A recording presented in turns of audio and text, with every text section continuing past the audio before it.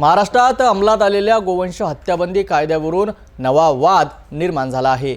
या कायद्यातील काही तरतुदींमध्ये बदल करण्याच्या मागणीसाठी कुरेशी समाज संघर्ष समिती राज्यभर निवेदन देत आहेत। याच संदर्भात समितीने आज एका मोठ्या नेत्याची भेट घेतली आहे। पाहूया सविस्तर रिपोर्ट। महाराष्ट्रात लागू झालेल्या गोवंश हत्याबंदी कायद्यामुळे कुरेशी समाज संघर्ष समितीमध्ये तीव्र अस्वस्थता आहे। हा कायदा महाराष्ट्रापुरताच का असा प्रश्न उपस्थित करत या कायद्यात काही महत्त्वाच्या तरतुदी व्हाव्यात यासाठी ही समिती राज्यभर शांततापूर्ण मार्गाने प्रयत्न करीत आहे। अंजनगाव आणि अकोट येथील कुरेशी समाज संघर्ष समितीच्या पदाधिकाऱ्यांनी शेतकरी संघटनेचे राष्ट्रीय अध्यक्ष ललित सुधाकर बहाडे यांची भेट घेतली। बहाडे हे शेतकरी नेते असून ते कोणत्याही जाती धर्मातील लोकांवर होणाऱ्या अन्यायाविरोधात तत्परतेने उभे राहतात। यावर समितीने विश्वास व्यक्त केलाय। याच विश्वासातून गोवंश कायद्यातील काही तरतुदींमध्ये बदल करण्याच्या मागणीकरिता समितीने त्यांची भेट घेतल्याचे सांगितले।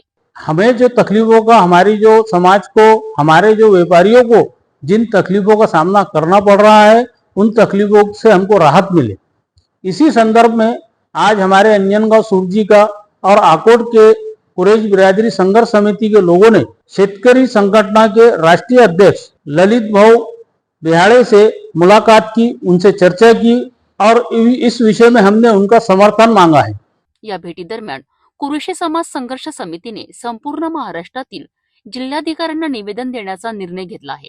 या निवेदनाद्वारे महाराष्ट्राचे मुख्यमंत्री, उपमुख्यमंत्री आणि संपूर्ण मंत्रिमंडळाला या कायद्यातील अडचणींची माहिती व्हावी अशी त्यांची मागणी आहे। जो 21 तारीख से हमने पूरे महाराष्ट्र के अंदर बंद का आंदोलन किया है, उसके बारे में जाके हमने जो उनसे गुफ्तगू की है, ये जो हम निवेदन देंगे तो ये हम अमरावती जिले के कलेक्टर ऑफिस में और आमदार साहब और खासदार साहब के भी हम हमारा जो निवेदन है उनके तक पहुंचाएंगे।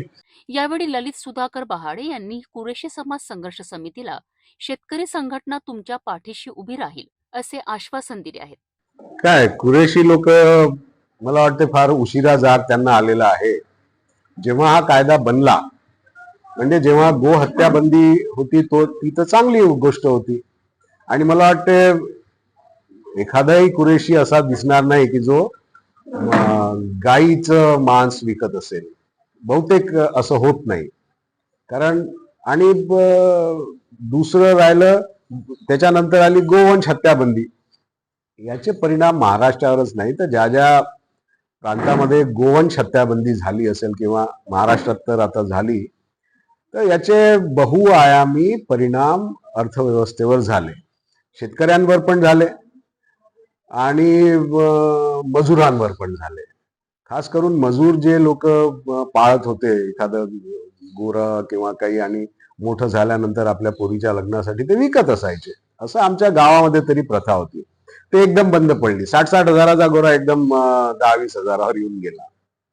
दुसरं असं, याला एक दुसरा पण अँगल आहे। गायीच्या मातृत्वाचं किंवा गायीच्या देवत्वाचं सगळ्यांनी आदर केला पाहिजे, यात काही शंका नाही आहे। कुरेशाईने केला पाहिजे, मला वाटतं सगळे कुरेशी ते करत असतील।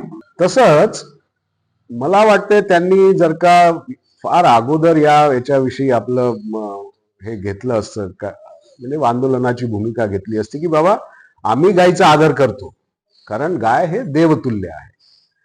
पण जेव्हा बैल असतात किंवा काही असतात तेव्हा ते काही वंशाशी त्यांचा काही संबंध होत नाही। ते आता इतकंच देवत्व असेल तर मग त्यांना त्यांच्यावर भार टाकून वखरण डवरण हे ते कसं करायचं, ह्या गोष्टी आता हिंदुस्थानामध्ये आपण प्रोटीन डेफिसिट कंट्री आहे, म्हणजे आपल्या देशामध्ये प्रथिने हे लोक कमी खात आहेत आणि त्याच्यामुळे काय होऊन राहिलं की लोकांचे हातपाय बारीक आणि पोट मोठं आपल्याला दिसून राहिलं। तुम्ही जरा पत्रकार आहात तर तुम्ही सगळीकडे जाऊन बघा, तुम्हाला हातपाय बारीक आणि पोट मोठं असणारेच लोक जास्त दिसतील।